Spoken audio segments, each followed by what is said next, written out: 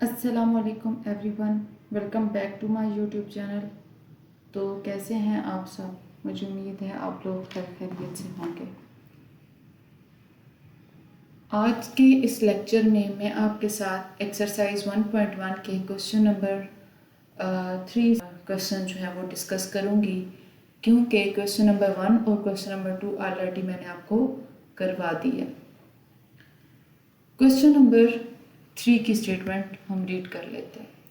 Question number 3 की statement है, express the following parameter of square as a function of its area. तो इस statement को समझने से पहले एक और चीज़ का समझना जो है वो बहुत ज़्यादा ज़रूरी है। वो चीज़ क्या है? वो चीज़ ये है कि हम किसी फंक्शन को रीड कैसे करते हैं, ये चीज़ हमें मालूम होना ज़रूरी है। अगर हमारे पास एक फंक्शन है y is equal to f of x, ठीक है, y is equal to f of x, तो हम इस फंक्शन को कैसे रीड करेंगे? अब देखिए y जो है ना, उसका आंसर आ रहा है किस फॉर्म में? x की फॉर्म में, ठीक है। जैसे फॉर एग्जांपल मैं लिख लेती हूँ कि ये देखें y is equal to x square plus 2x plus 1, for example ये फंक्शन है। तो देखें y का जो आंसर है वो किस फॉर्म में आ रहा है? x की फॉर्म में आ रहा है ना, तो ये वो इसी तरह से का फंक्शन है। तो इसको हम रीड कैसे करेंगे? इसको हम रीड करेंगे इस तरह से कि y as a function of x, ठीक है, कि मतलब y का जो आंसर आना चाहिए वो x की फॉर्म में आना चाहिए। इस तरह से हम रीड करते हैं। जैसे एक और एग्जांपल मैं आप दे देती हूँ कि वॉल्यूम ऑफ स्फेयर वो क्या होता है? v is equal to 4/3 pi r cube. तो यहाँ पर आपको पता है कि जो वॉल्यूम ऑफ स्फेयर है वो किस पे डिपेंड कर रहा होता है? रेडियस के ऊपर। किसके ऊपर डिपेंड कर रहा होता है? रेडियस के ऊपर। तो इसको हम कैसे पढ़ेंगे? इसको हम पढ़ेंगे कि volume of sphere as function of its area, oh sorry its radius, ठीक है। तो अब इसी तरीके से हम लोगों को यहाँ पर एक स्टेटमेंट दी हुई है और हम लोगों ने इस तरह से फंक्शन जो है जनरेट करना है, फंक्शन जो है हम लोगों ने बनाना है। तो वो हम किस तरह से बनाते हैं वो आप आसानी से बना लेंगे, इतनी वो टेंशन परेशानी की बात नहीं है। देखिए, parameter p of a square as a function of its area. तो इसके अंदर मेन चीज़ अब क्या है? स्क्वायर। पहले मैं यहाँ पर एक जो है वो स्क्वायर ड्रॉ कर लेती हूँ। स्क्वायर की जो हर साइड होती है ना, उसकी लेंथ क्या होती है? बराबर होती है। तो मैं सपोज कर लेती हूँ कि स्क्वायर की जो हर साइड है वो क्या है? x। क्या है? x। तो यहाँ पर मैं लिख लेती हूँ सपोज लेंथ ऑफ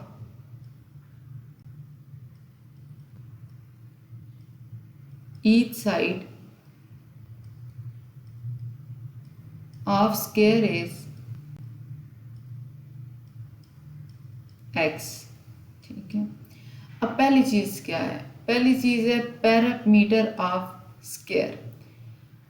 तो चूंकि इसकी चारों साइड्स बराबर होती हैं ना, तो जो पैरामीटर ऑफ स्क्वायर होता है ना वो क्या होता है? सम ऑफ ऑल साइड्स। तो वो क्या होगा? हर साइड x है तो क्या बन जाएगा? x plus x plus x और प्लस एक्स। तो पैरामीटर ऑफ स्क्वायर हमारे पास बन गया p is equal to 4x। अब आगे अगले पोर्शन में आप चेक करें तो आगे हमें और क्या कहा गया है? और हमें कहा गया है एरिया, एरिया ऑफ स्क्वायर। तो जैसा कि आपको मालूम है कि जो एरिया ऑफ स्क्वायर होता है वो क्या होता है? Length multiply by width.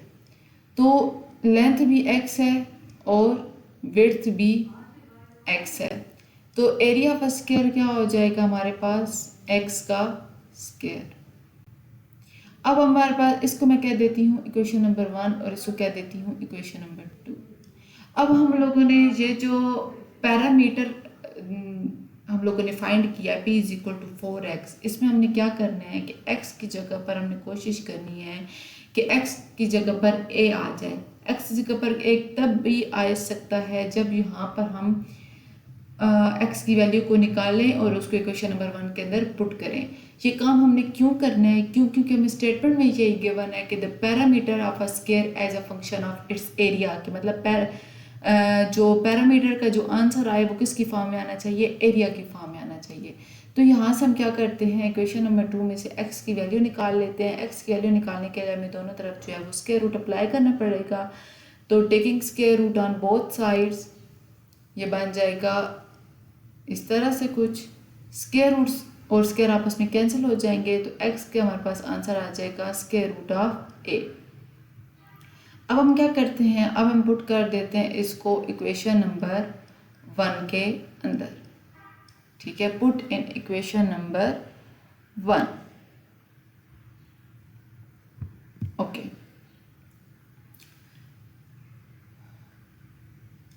Equation number 1 के अंदर जब पुट करेंगे तो ये हमारे पास इस तरह से बन जाएगा p is equal to 4 square root of a।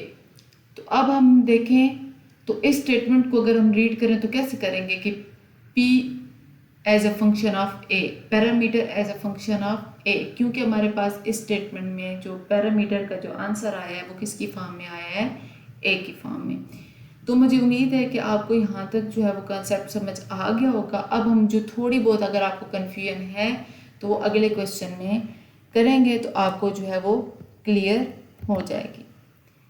अगले क्वेश्चन की स्टेटमेंट है हमारे पास, the area of a circle as a function of its circumference, कि हमारे पास जो एरिया का आंसर आए ना वो हमारे पास सर्कमफेरेंस c की फॉर्म में आना चाहिए।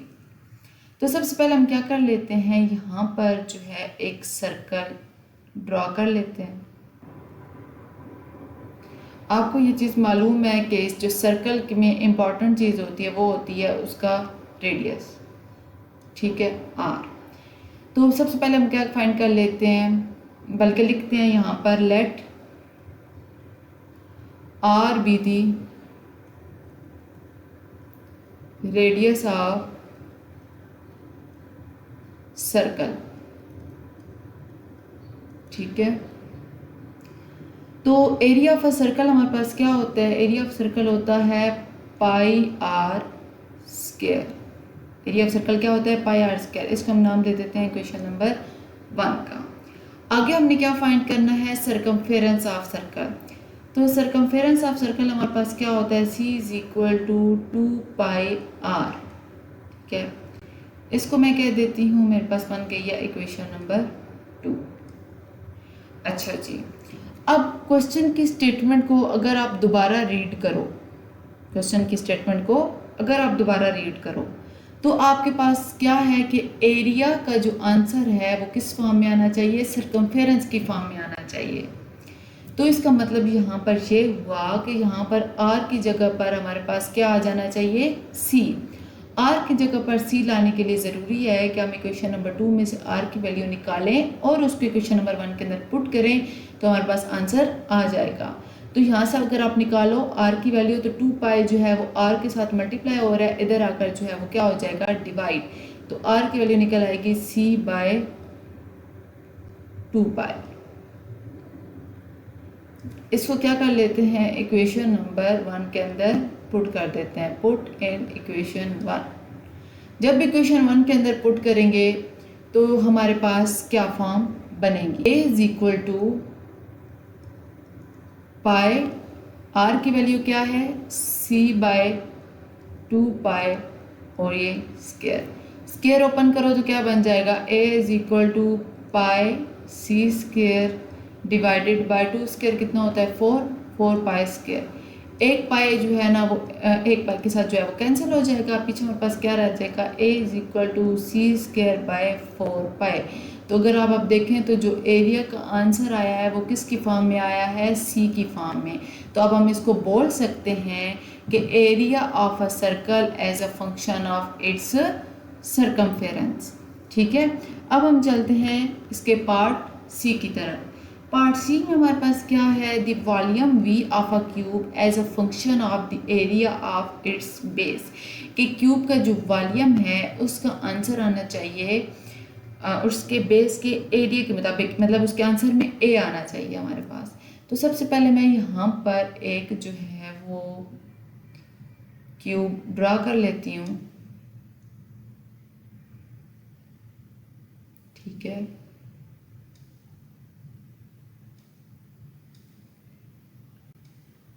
ओके। इसकी लेंथ, विड्थ और हाइट को मैं सपोज कर लेती हूँ कि वो मेरे पास क्या है, एक्स है। सही है, तो हम क्या बोलेंगे, let length of each edge be x.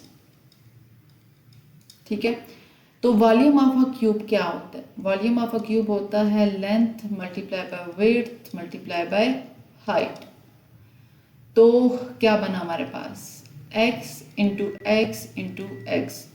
तो वॉल्यूम ऑफ अ क्यूब हमारे पास बन गया v is equal to x का क्यूब। इसको हम कह देते हैं इक्वेशन नंबर 1। अब आगे हम लोगों ने उसके बेस का एरिया निकालना है, ये है ना बेस। ठीक है, तो इसका हम एरिया जब निकालेंगे तो बेस का जो एरिया होगा वो क्या होता है, लेंथ मल्टीप्लाई बाय विड्थ। अब लेंथ भी x है और विड्थ भी x है, तो ये क्या बन जाएगा, x इंटू एक्स। तो एरिया हमारे पास आ गया एक्स स्क्वायर। अब क्वेश्चन की स्टेटमेंट को आप दोबारा रीड करो तो हमारे पास जो वॉल्यूम का आंसर है वो आना चाहिए ए की फॉर्म में, एरिया की फॉर्म में। ठीक है, तो इसका मतलब है यहाँ पर इक्वेशन नंबर 1 में हमारे पास x जगह पर क्या आ जाना चाहिए, a। तो यहाँ से हम इक्वेशन नंबर 2 से x की वैल्यू निकालेंगे और उसको इक्वेशन नंबर 1 में पुट करेंगे तो हमें हमारा रिक्वायर्ड आंसर मिल जाएगा। इक्वेशन नंबर 2 में हम क्या करेंगे, दोनों तरफ स्क्वायर रूट अप्लाई करें तो क्या बन जाएगा, x is equal to square root of a।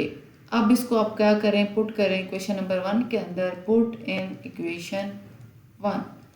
जब हम इसको इक्वेशन नंबर 1 के अंदर पुट करेंगे तो ये हमारे पास बन जाएगा